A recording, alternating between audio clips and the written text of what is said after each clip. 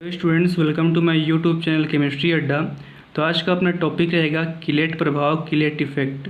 तो जैसे कि हमने प्रीवियस लेक्चर में पढ़ा था, उष्मा गति स्थायित्व को प्रभावित करने वाले कारक या फिर फैक्टर्स अफेक्टिंग थर्मोडायनेमिक्स स्टेबिलिटी। तो उसमें से अपने एक टॉपिक बचा हुआ था, वो क्या था अपना किलेट प्रभाव या किलेट इफेक्ट। तो उसी को आज के अपने लेक्चर में देखने वाले हैं हम लोग। चलिए स्टार्ट करते हैं आज का अपना टॉपिक किलेट प्रभाव, किलेट इफेक्ट। तो देखो यहाँ पर किलेट प्रभाव, किलेट इफेक्ट क्या होता है। तो यहाँ पर अपने को दो संकुल दिए हुए हैं, यहाँ पर अपने को दो कॉम्प्लेक्स दिए हुए हैं।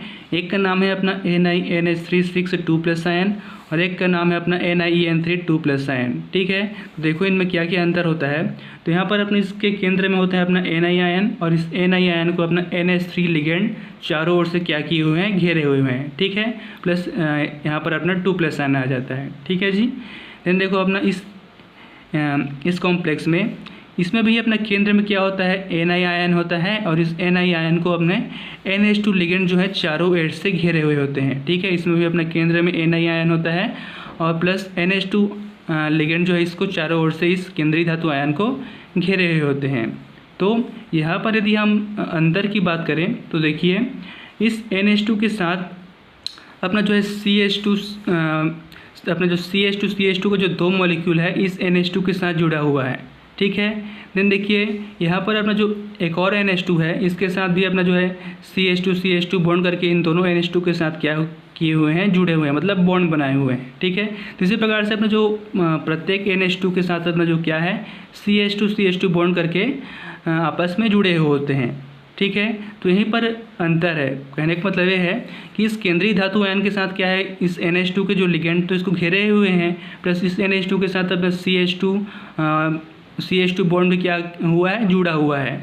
इसी CH2 बॉन्ड के जुड़े हुए कारण क्या हुआ है, यहाँ पर एक चक्रीय संरचना का निर्माण हुआ है। ठीक है, इस NH2 के साथ अपना जो CH2 बॉन्ड जो जुड़ा हुआ है, इसी कारण क्या हुआ, एक चक्र के समान देखो एक आकृति बनी हुई है। ठीक है, तो इसी जो चक्र के समान जो आकृति बनी हुई है इसी को हम लोग क्या कहते हैं, किलेट साइकिल या किलेट चक्र कहते हैं। ठीक है, बस इतना ही अंतर है। तो ये अपना जो है समान संकुल है और ये अपना जो इसको हम क्या कहते हैं, किलेट साइकिल या किलेट चक्र कहते हैं। क्यों कहते हैं, क्योंकि इसमें अपना देखो एक चक्र के समान आकृति बनी है, प्लस इस NH2 के साथ अपना एक और मॉलिक्यूल जुड़ा हुआ है CH2 बॉन्ड करके इन प्रत्येक NH2 के साथ जुड़े हुए हैं। ठीक है, तो यदि हम इन दोनों संकुल की स्थायित्व की बात करें, क्योंकि ये अपना देखो ये अपना साधारण संकुल है, इन NH3 लिगेंड के साथ किसी प्रकार से और एटम नहीं जुड़ा हुआ है, तो इसके जो स्थायित्व है ये कम होगा। प्लस इस इन NH2 के साथ क्या है, और एटम जुड़े हुए हैं, मतलब CH2 मॉलिक्यूल जुड़े हुए हैं, तो इसलिए इसका जो स्थायित्व है, इस किलेट साइकिल का जो स्थायित्व है वो अधिक होगा। ठीक है, तो इस प्रकार से अपना क्या होता है, किलेट साइकिल होता है। किलेट साइकिल कुछ नहीं है, जस्ट अपना जो यहाँ पर अपना जो केंद्रीय धातु आयन में जो अपना जो लिगेंड है इनके साथ क्या आ जाते हैं, दो या दो से अधिक एटम या मॉलिक्यूल इसके साथ जुड़ जाते हैं और एक चक्र का एक चक्र के समान आकृति का निर्माण करते हैं और इसी को हम लोग क्या कहते हैं, किलेट साइकिल या किलेट चक्र कहते हैं। ठीक है जी, इस प्रकार से अपना क्या होता है, किलेट प्रभाव या किलेट इफेक्ट या फिर किलेट साइकिल होता है। तो चलिए इसके कुछ महत्वपूर्ण पॉइंट्स को देख लेते हैं, उससे अच्छे से आपको जो भी मैंने आपको बताया क्लियर हो जाएगा। ठीक है, तो देखो अपना किलेट क्या होता है। किलेट शब्द का प्रयोग चक्रीय संरचनाओं के लिए किया जाता है। वे कॉम्प्लेक्स जिनमें किलेट साइकिल पाया जाता है उन कॉम्प्लेक्स की अपेक्षा जिनमें किलेट साइकिल नहीं पाया जाता अधिक स्थायी होते हैं। तो जिन संकुल में क्या होगा, किलेट साइकिल पाया जाता है, जिससे कि अभी मैंने आपको बताया, वो अधिक स्थायी होंगे, और जिनमें जो किलेट साइकिल नहीं पाया जाता, यानी कि इन लिगेंडों के साथ किसी प्रकार से और एटम या मॉलिक्यूल नहीं जुड़े हुए हैं, इसलिए क्या है, ये वाला संकुल कम स्थायी होगा और ये वाला संकुल क्या होता है, अधिक स्थायी होता है। ठीक है जी।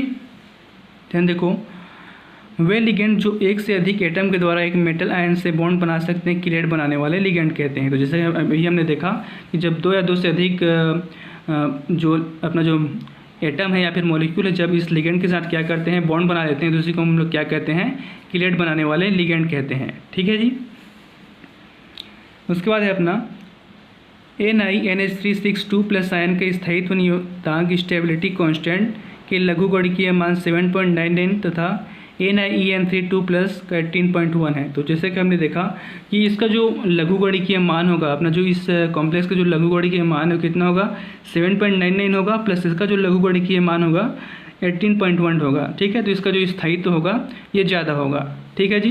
तो चलिए इसमें कुछ और महत्वपूर्ण बिंदु को देख लेते हैं। अर्थात NiNH362 प्लस आयन की कंपैरिजन में NiEN32 प्लस कॉम्प्लेक्स ज़्यादा स्टेबल होते हैं। ठीक है, देन चलिए देख लेते हैं किलेट इफेक्ट अनेक फैक्टर्स पर डिपेंड करता है। तो क्या क्या फैक्टर्स पर अपना किलेट प्रभाव डिपेंड करते हैं उसको हम लोग देखने वाले हैं। तो इसमें फर्स्ट है आपका चक्राकार यानी कि साइज ऑफ द रिंग। किसी किलेट कॉम्प्लेक्स की स्टेबिलिटी उसमें उपस्थित चक्राकार पर निर्भर करती है। 3 सदस्यीय साइकिल स्थायी नहीं होती, जबकि 5 तथा 6 सदस्यों वाले चक्र सर्वाधिक स्थायी संकुल बनाते हैं। तो जितनी अधिक चक्र की संख्या होगी, जितनी अधिक चक्र की संख्या होगी उतना अधिक क्या होता है अपना संकुल या कॉम्प्लेक्स क्या होता है स्थायी बनता है। ठीक है जी।